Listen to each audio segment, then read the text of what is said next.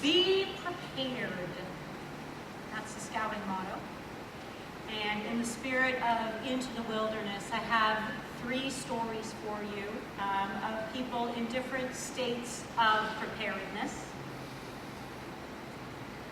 My first story is about Rosetta. And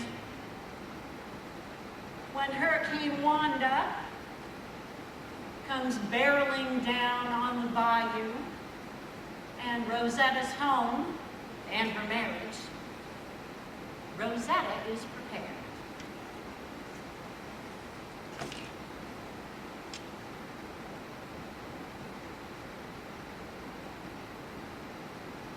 When Wanda hit,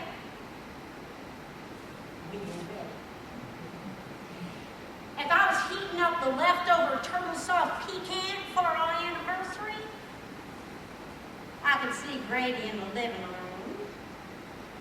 He was sitting in his lazy boy with his hands in his pants, watching Wanda on TV. I went to the china cabinet, and I took out the tumbler with the gilded ducks on it. I filled it with 2 fingers of wild turkey and 3 cubes of ice.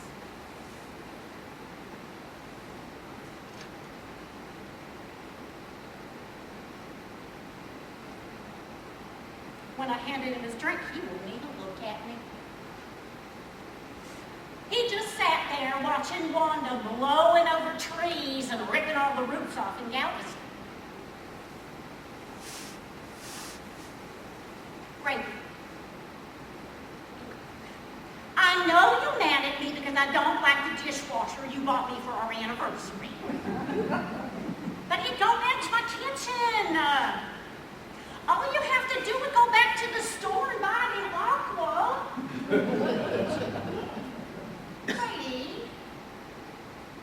are you listening to me? Brady, I'm sorry. I mean it.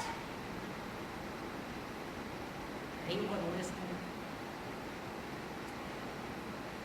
He had sucked down that wild turkey.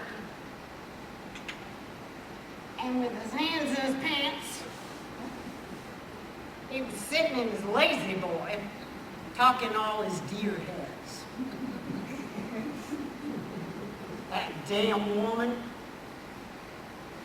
She always seems to want what she wants in this house. Oh, I am so sick of this French brocade furniture. That sofa ain't even long enough for me to lie down in. This glass I'm holding ain't even big enough to fit in my hand.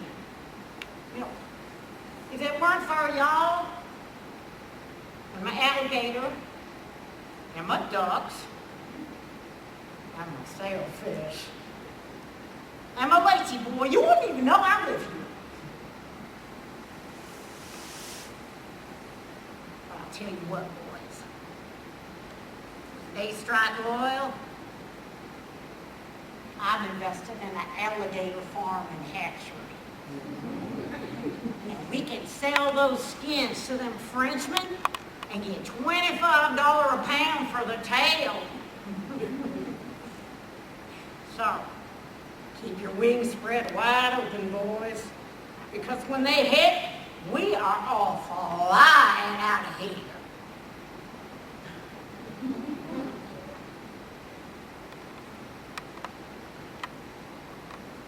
Took the cake out of the microwave, and I put the old bride and groom on the top.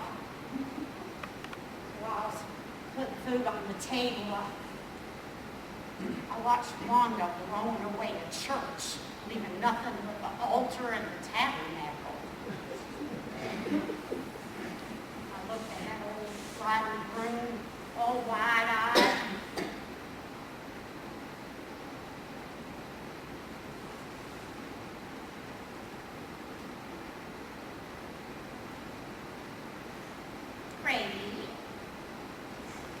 You know, I think if you do strike oil, I saw a long sofa out there at the Maison Blanche.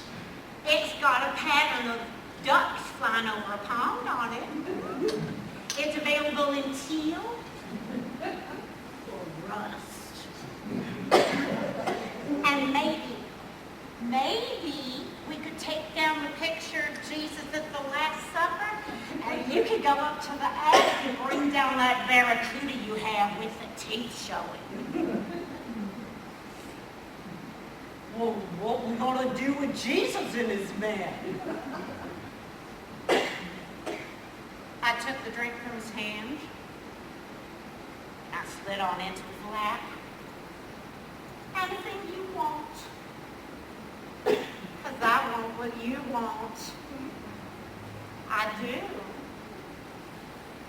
The wind was picking up speed and ripping the shingles off the roof, and I bent over and kissed him.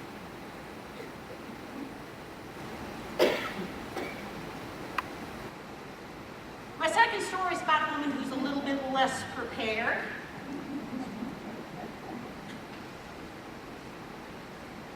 When she loses her best friend.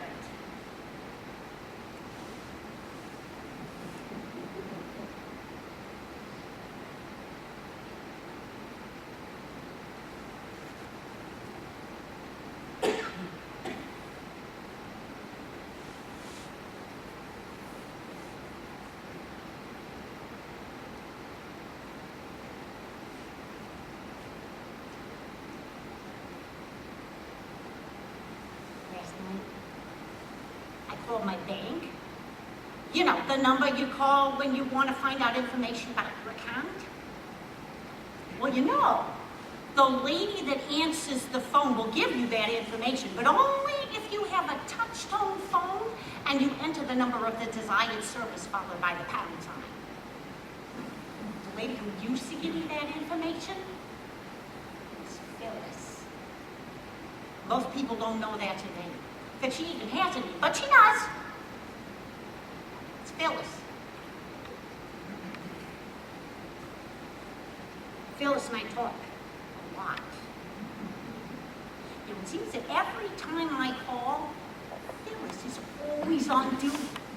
And she thanks me, but she never ever acknowledges that we've spoken dozens of times before. Still, I want to trust her. Even if she did sound a little judgmental when I called to ask about the balance on my checking account. You know, it's not like she really said anything. It was just the way she said, your checking account balance is $4.73. And then she just hung up. I think she was as embarrassed as I was. A couple of times, I've asked her if she wanted to get together after work. You know, maybe meet me for happy hour or something. But she'd just say something like, possible error, please press the star key for the main menu. Last night, I called Phyllis just to talk and to ask her if check number 19,154 had cleared. New gal answered the phone. Yeah. There was a new gal man in the phones. Sure. Lori was nice, but maybe just a little bit too nice. Like she was setting me up to stab me in the back. Like I'd call and I'd ask her to transfer some money from checking to savings, and she would take the money and go to Mexico. You'd never hear from her again. And I'd ask about the balance of my savings account, and she'd say, what savings account, bitch? You know, the thing that bothers me the most is that nobody has said word one about Phyllis. It's like Phyllis never existed. I tried asking Lori about it. I brought up Phyllis's name real casual, but Lori just pretended she didn't hear me. All of a sudden, there's Lori. And nobody said nothing, nobody asked nothing, and nobody knows nothing. Maybe Harriet, the weather number knows something.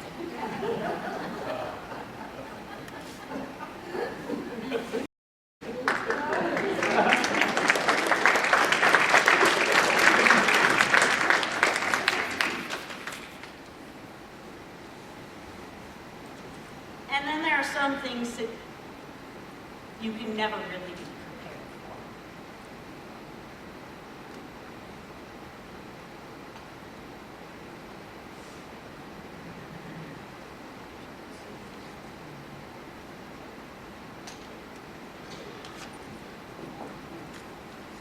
So, is this the paper to put her away? I'm sorry. I didn't really mean to say that. I know I shouldn't say that. That's just how it feels. Okay. Yes. Date.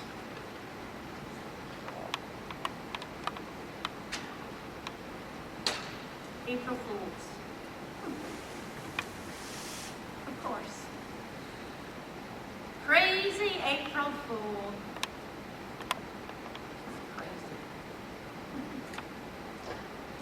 You know, when I was a kid, we used to celebrate in a way. I mean, it's not like my mom would make an April Fool's meal or make an April Fool's cake or anything like that. Just, you know, old-fashioned practical jokes. Oh, Mom was good at it. She's so clever.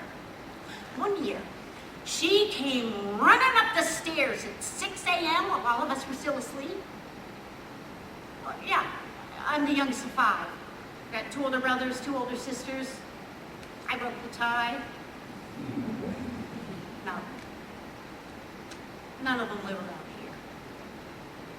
So joke's on me. Anyway, that year the joke was on everybody. My mom came running up the stairs at 6 o'clock, yelling, kids, it's 8:15, you're gonna be late for school. My mom said she never saw 5 kids run down the stairs as fast as they could in all of her life. Dashed down those stairs, and there she was, on the landing, laughing. April Fool! My mom would laugh.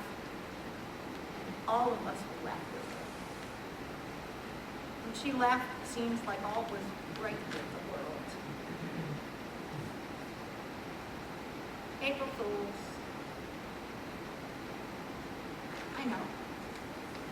I know I have to sign the paper. You know, at first I could deal with it. I could. It was just she would forget little things, you know, her keys, her purse. I just have to remind her a lot. And then it was like I was always 5 and my dad was still alive, and even that wasn't so bad. But now it's like there just isn't much of anything left. And she wanders a lot.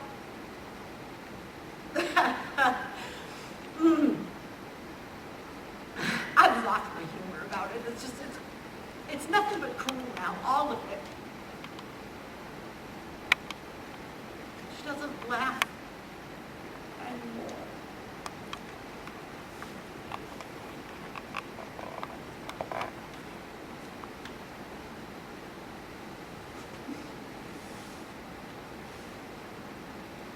Where's the pen?